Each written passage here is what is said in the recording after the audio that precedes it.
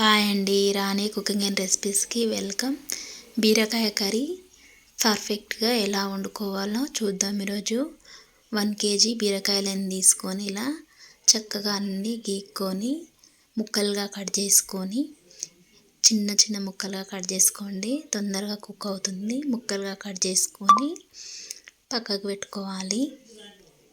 ఇలా చిన్నగా ముక్కలుగా కట్ చేసుకొని పక్కకు పెట్టుకోవాలి. ఇప్పుడు ఒక కళాయి తీసుకొని బీరకాయ ముక్కలన్నీ అందులో పోసుకొని 1 గ్లాస్ వాటర్ని యాడ్ చేసుకోండి. వాటరు ఇవి సరిపోతుందండి. మూత పెట్టి 10 to 15 minutes లో ఫ్లేమ్లో కుక్ చేయండి. కుక్ అయిన తర్వాత చూసారా, ఇలా చక్కగా కుక్ అయిపోయాయి. పక్కకు పెట్టుకొని ఒక మిక్సీ గిన్నె తీసుకొని కారానికి సరిపడా మనకి కర్రీకి గ్రీన్ చిల్లీస్ తీసుకొని ఇప్పుడు కొంచెం సాల్ట్, రుచికి సరిపడా సాల్ట్ అండ్ 1 ఇంచు అల్లాన్ని తీసుకోండి.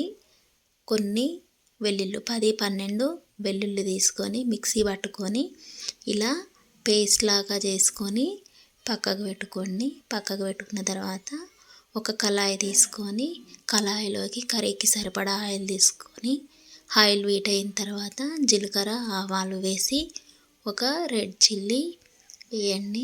చిటపటలాడుతున్నప్పుడు కొంచెం కరివేపాకు వేసి మీడియం సైజు ఒక 2 ఆనియన్స్ సన్నగా కట్ చేసి వేసుకోండి.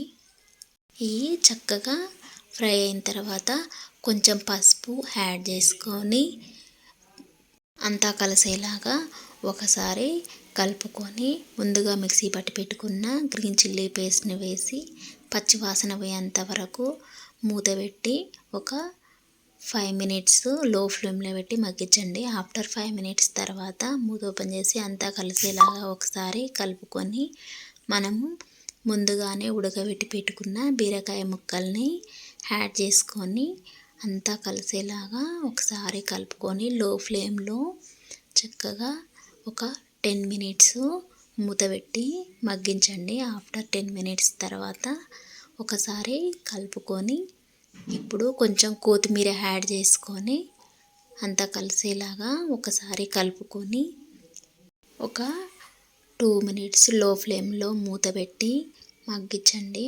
ఆఫ్టర్ 2 minutes తర్వాత మూత ఓపెన్ చేసి ఒకసారి కలుపుకొని సర్వింగ్ బౌల్లోకి తీసుకుందాం. ఈ రెసిపీ నచ్చినట్టయితే లైక్ చేయండి, షేర్ చేయండి, సబ్స్క్రైబ్ చేసుకోండి. పక్కనే ఉన్న బెల్ ఐకాన్ని క్లిక్ చేయండి.